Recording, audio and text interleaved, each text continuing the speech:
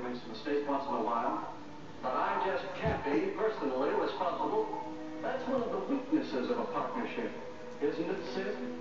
Well, maybe you'd better incorporate the store. Incorporate? Yes. Incorporating would give you the big advantage of what you want right now.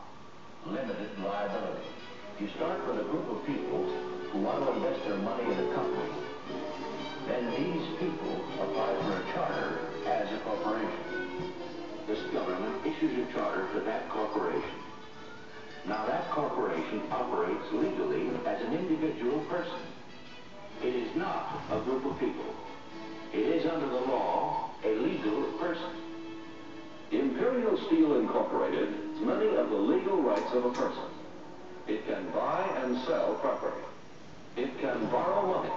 It can sue in court and be sued. It carries on a business. Imperial Steel, along with thousands of other legal persons, is a part of our daily living. It is a member of our society. Having acquired the legal rights and protections of a person, the question arises, what kind of person is the corporation? Corporations were given the rights of immortal persons, but then special kinds of persons, persons who have no moral conscience. These are a special kind of persons which are designed by law to be concerned only for their stockholders and not, say, what are sometimes called their stakeholders, like the community or the workforce or whatever. The great problem of having corporate citizens is that they aren't like the rest of us. As Baron Thurlow in England is supposed to have said, they have no soul to save and they have no body to incarcerate. I believe the mistake that a lot of people make when they think about corporations is that they think, corporations are like us.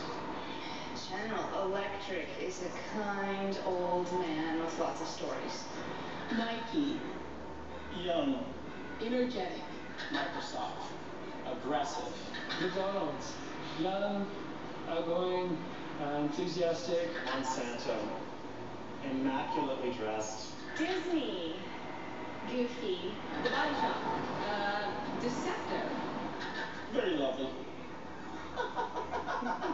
Do you know the Body Shop? No.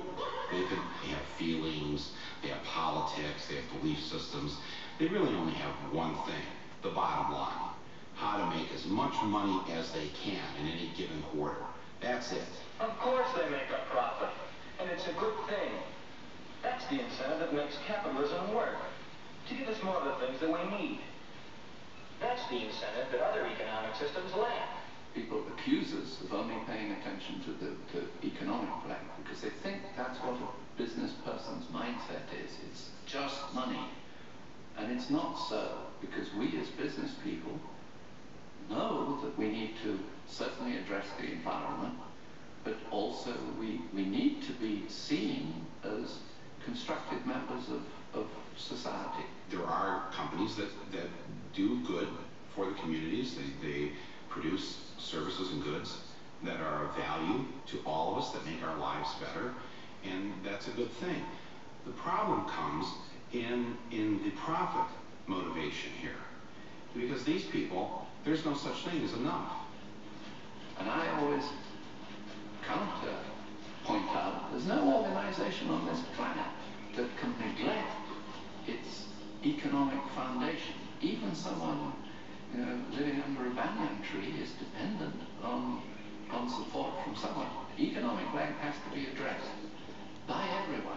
It's not just a business issue. But, unlike someone under a banyan tree, all publicly traded corporations have been structured through a series of legal decisions to have a peculiar and disturbing characteristic. They are required, by law, to place the financial interests of their owners above competing interests. In fact, the corporation is legally bound to put its bottom line ahead of everything else, even the public good.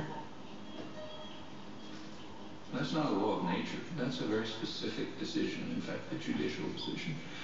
So they're concerned only for the short-term profit of their stockholders, who are very highly concentrated. to whom do these companies owe loyalty? What does loyalty mean?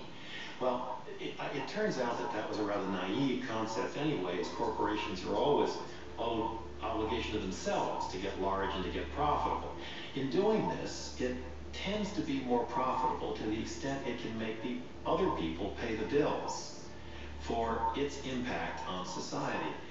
There's a terrible word that economists use for this called externalities. An externality is the effect of a transaction between two individuals on a third party who has not consented to or played any role in the carrying out of that transaction. And there are real problems in that area, there's no doubt about it. Running a business is a tough proposition. There are costs to be minimized at every turn. And at some point, the corporation says, let somebody else deal with that. Let's let somebody else supply the military power to the Middle East to protect the oil at its source. Let's let somebody else build the roads that we can drive these automobiles on. Let's let somebody else have those problems. And that is where externalities come from. That notion of let somebody else deal with that. I got all I can handle myself. A corporation is an externalizing machine in the same way that a shark is a killing machine.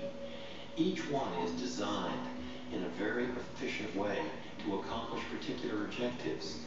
In the achievement of those objectives, there isn't any question of malevolence or of will. The enterprise has within it, and the shark has within it, those characteristics that enable it to do that for which it was designed. So the pressure's on the corporation to deliver results now and to externalize any cost that this unwary or uncaring public will allow it to externalize.